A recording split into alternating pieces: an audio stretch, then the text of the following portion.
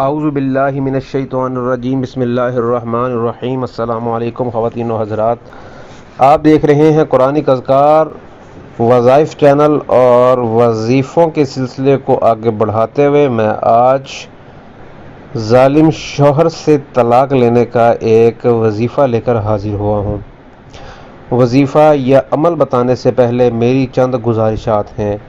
اگر تو آپ اس وظیفے کو اس لیے سن رہے ہیں کہ آپ کو شوہر سے کوئی پریشانی ہے اور آپ اس پریشانی کا حل کے لیے بھی آپ نے محنت کی ہے لیکن وہ حل نہیں ہوئی، تو تب آپ یہ وظیفہ کریں۔ اگر آپ بلا وجہ ہی کسی اور کے لیے یا کسی اور مقصد کے لیے جو کہ ناجائز ہے، غیر اسلامی ہے، غیر اخلاقی ہے، شوہر سے جدائی کا عمل کرنا چاہ رہی ہیں، تو یہ بالکل غلط ہوگا۔ آپ نے یہ عمل کرنا ہے۔ میں آپ کو صرف عمل بتا رہا ہوں۔ یہ جو دعا ہے یہ آپ کو سکرین پر نظر آ رہی ہوگی۔ اس کا آپ نے سکرین شاٹ اپنے پاس رکھ لینا ہے، اور اس میں آپ نے 40 دن کا یہ عمل کرنا ہے، اور 3 روزے رکھ کر آپ نے یہ عمل شروع کرنا ہے۔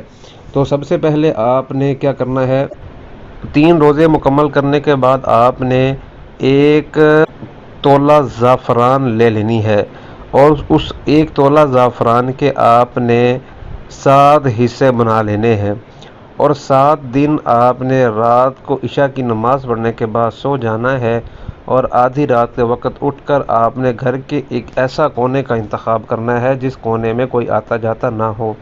تب آپ نے ان زعفران کے 7 حصے ہوں گے، تو 1 حصے کو، یہ 7 راتوں کا عمل ہوگا، آپ نے 1 حصے کو اپنے سامنے رکھنا ہے۔ وضو کر کے آپ نے یہ جو دعا ہے یہ آپ تو یا تو لکھ لیں، آپ اس کو یاد کر لیں تو زیادہ بہتر ہوگا۔ آپ نے اس دعا کو آنکھیں بند کر کے تصور اپنے ذہن میں لا کر 1111 مرتبہ 1111 مرتبہ اس دعا کا ورد کرنا ہے، اور اس کے بعد آپ نے زعفران پر دم کر دینا ہے، اور ان زعفران کو پھر آپ نے جلا دینا ہے۔